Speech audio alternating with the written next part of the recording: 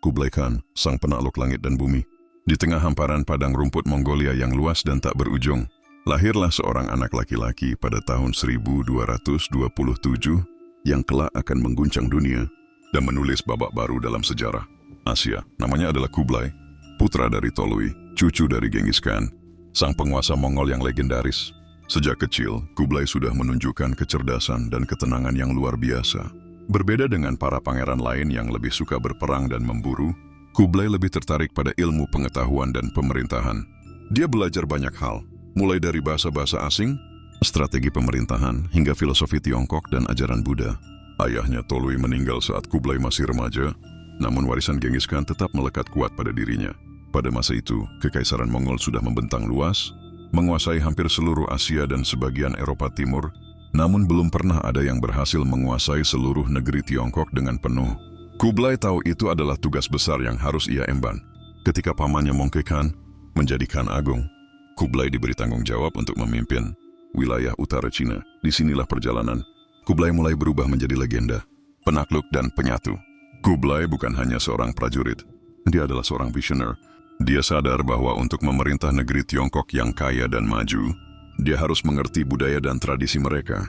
Maka ia mempelajari bahasa Mandarin dan mengadopsi sistem pemerintahan Tiongkok yang sudah terbukti efektif. Pada tahun 1271, Kublai mendeklarasikan berdirinya dinasti Yuan, dinasti Mongol, pertama yang secara resmi menguasai seluruh Tiongkok. Ia mengangkat dirinya sebagai kaisar dengan gelar Shizu. Namun penobatan itu bukan tanpa tantangan. Para bangsawan Mongol konservatif tidak setuju dengan pendekatan Kublai yang lebih lunak dan beradaptasi dengan budaya Tiongkok. Mereka menganggapnya terlalu Tionghoa dan jauh dari akar Mongol yang keras dan militan, tapi Kublai tetap teguh pada visinya. Dengan keuletan dan strategi yang matang, ia memulai penaklukan selatan Cina yang masih dikuasai oleh dinasti Song. Perang berlangsung bertahun-tahun, penuh dengan peperangan besar, pengepungan kota, dan manuver diplomatik. Akhirnya, pada tahun 1279, dinasti Song runtuh dan seluruh Cina berada di bawah kekuasaan dinasti Yuan. Pemerintahan dan reformasi. Sebagai kaisar, Kublai memusatkan perhatian pada pembangunan dan reformasi. Ia membangun ibu kota baru di Khanbalik yang sekarang dikenal sebagai Beijing. Di sana ia mendirikan istana megah, menata kota dengan arsitektur yang menggabungkan gaya Mongol dan Tiongkok, serta memperkuat sistem administrasi agar efisien. Kublai juga memajukan perdagangan internasional dengan membuka jalur sutra secara penuh dan memfasilitasi perjalanan para pedagang dan diplomat asing, termasuk pelayaran legendaris Marco Polo, yang kemudian menulis kisahnya tentang Kekaisaran Kublai yang luar biasa. Di bawah pemerintahannya, pertanian dan infrastruktur diperbaiki, kanal-kanal dibangun untuk mengairi lahan pertanian, dan sistem pajak dibuat lebih adil. Kublai mengangkat banyak cendekiawan dan birokrat dari berbagai latar belakang, Mongol, Tionghoa, Persia, dan lainnya, untuk bekerja sama dalam mengelola kerajaan. Meski begitu, Kublai menghadapi tantangan besar, mengendalikan bangsanya sendiri yang masih sangat nomaden dan militan, serta menjaga kestabilan di wilayah yang sangat luas dan beragam. Masa tua dan warisan. Kesehatan Kublai mulai menurun pada akhir hayatnya. Ia wafat pada tahun 1294, meninggalkan dinasti Yuan yang akan terus memerintah selama hampir 1 abad berikutnya. Warisan Kublai Khan bukan hanya soal kekuasaan militer yang luas, tapi juga tentang bagaimana ia berhasil menyatukan dua dunia besar, Mongol yang nomaden dan Tiongkok yang agraris dan beradab. Ia membuktikan bahwa kekuasaan yang bijaksana tidak harus selalu keras, dan bahwa kebesaran bisa dicapai lewat perpaduan budaya dan pemahaman. Di dalam cerita sejarah, Kublai Khan berdiri sebagai sosok besar yang membuka pintu bagi pertukaran budaya, perdagangan, dan kemajuan peradaban yang memengaruhi Asia dan dunia secara luas. Babak kedua, tangan besi di balik mahkota emas. Setelah menguasai seluruh Tiongkok, Kublai tidak segera berpuas diri. Ia sadar bahwa untuk menjaga kestabilan kekaisaran yang sangat luas, ia harus memperkuat administrasi dan mempererat hubungan antar berbagai kelompok etnis yang ada di bawah pemerintahannya. Namun tidak semua orang menerima perubahan ini dengan tangan terbuka. Bangsa Mongol sendiri, para prajurit dan bangsawan yang lahir di padang rumput stepa, merasa semakin jauh dari identitas asli mereka. Mereka menganggap sistem pemerintahan yang mengadopsi tradisi Tiongkok terlalu lunak dan penuh aturan yang rumit. Suatu malam, di dalam tenda besar yang terletak di pinggir ibu kota Khanbalik, Kublai duduk bersama para penasihatnya. Lilin-lilin kecil berkelap-kelip, menimbulkan bayangan panjang yang bergerak di dinding tenda. Di sana dia berbicara dengan suara tenang namun penuh ketegasan. Kita tidak bisa membiarkan bangsa Mongol terpecah karena perbedaan pandangan, ungkapnya. Jika kita ingin mempertahankan kekaisaran ini, kita harus bersatu. Namun, persatuan itu bukan berarti kehilangan identitas. Sebaliknya, kita harus memperkuat akar kita sekaligus membuka diri pada dunia. Kata-kata ini tidak hanya sekadar pidato. Kublai melakukan langkah nyata. Ia membangun sistem 2 jalur pemerintahan.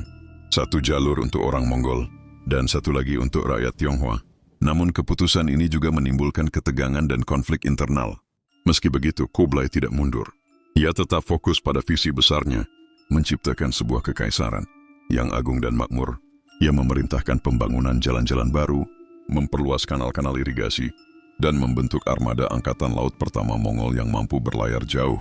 Kisah Marco Polo dan dunia Kublai Khan.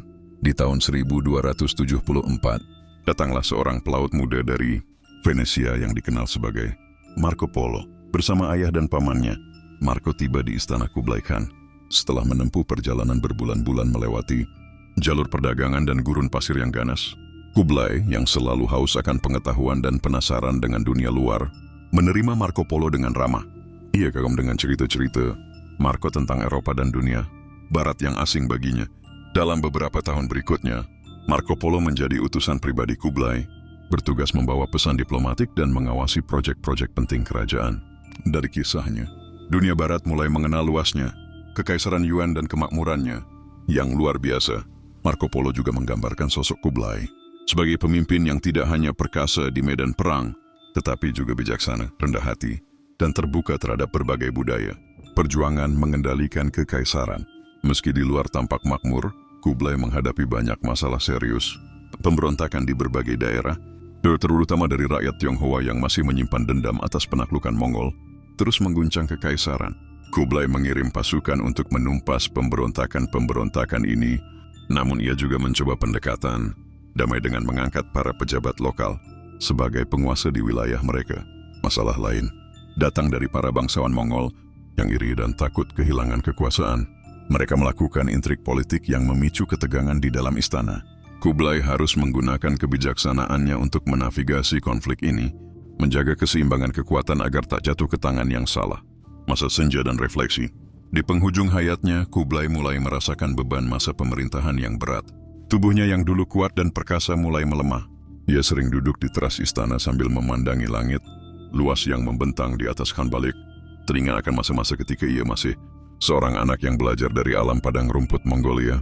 Kublai memahami bahwa kekaisaran yang ia bangun adalah karya besar yang tidak akan bisa ia bawa mati. Ia berharap penerusnya bisa menjaga dan melanjutkan cita-citanya. Pada suatu malam dingin di musim gugur tahun 1294, Kublai Khan menghembuskan nafas terakhirnya. Dunia kehilangan seorang raja besar, namun namanya tetap hidup di antara angin, padang rumput dan riuhnya sungai-sungai besar Cina. Epilog legenda abadi. Kublai Khan bukan hanya seorang penakluk. Dia adalah pembangun peradaban yang menyatukan dua dunia yang berbeda. Mongol dan Tionghoa menjadi satu kesatuan yang harmonis dalam dinasti Yuan. Perjalanan hidupnya yang penuh tantangan, kemenangan, serta kegagalan mengajarkan kita bahwa kekuasaan sejati bukan hanya tentang menguasai tanah atau tentara, tetapi juga tentang memahami dan menghargai keberagaman, serta merangkul perubahan demi masa depan yang lebih baik. Kemakmuran sejati bukan hanya ketika emas mengisi lumbung, tapi ketika rakyat kecil bisa tidur tanpa rasa dan takut dan bangun dengan harapan di dot mata mereka. Aku adalah anak dari darah Mongol, tapi jiwaku telah belajar bahasa 1000 doket budaya. Maka aku tahu kekuatan sejati lahir saat kita menyatukan perbedaan, bukan menghapusnya. Kekaisaran yang besar bukan dibangun oleh kekuatan lengan saja, tetapi oleh kebijaksanaan yang menuntun setiap keputusan dan keberanian untuk mendengarkan musuh sekalipun. Aku dilahirkan di padang luas tempat naik kuda dan angin menjadi guru pertama. Namun kekuasaan sejati bukan hanya menunggangi kuda, melainkan menunggangi ego dan menundukkan ambisi demi kesejahteraan semua. Seorang penakluk dapat merebut ribuan kota dengan pedang, tetapi hanya pemimpin sejati yang mampu merebut hati rakyat dengan keadilan dan belas kasih. Jika aku dikenal sebagai penguasa besar, maka biarlah bukan karena aku menaklukkan Tiongkok, tapi karena aku belajar mencintainya seperti tanah kelahiranku sendiri. Hidup ini seperti jalur sutra yang panjang dan berliku. Kita bisa tersesat dalam kekayaan dan kejayaan, namun hanya mereka yang membawa cahaya hikmah yang akan sampai ke ujungnya dengan damai. Prajurit dapat memenangkan tanah, namun hanya seorang negarawan yang bisa menjaga tanah itu tetap hidup dan makmur. Maka pilihanku bukan hanya menjadi penakluk, tapi penjaga dunia yang kubentuk. Aku pernah menatap lautan luas dan bertanya pada diriku, adakah batas untuk kekuasaan? Namun semakin jauh aku memimpin, aku belajar bahwa batas sejati adalah hati manusia. Jika itu tidak ditaklukkan dengan kebajikan, semuanya sia-sia. Di medan perang, satu kesalahan bisa merenggut 1000 nyawa. Di dalam istana, satu keputusan buta bisa meruntuhkan seluruh dinasti. Maka pemimpin harus tajam bukan hanya pada musuh, tapi pada dirinya sendiri.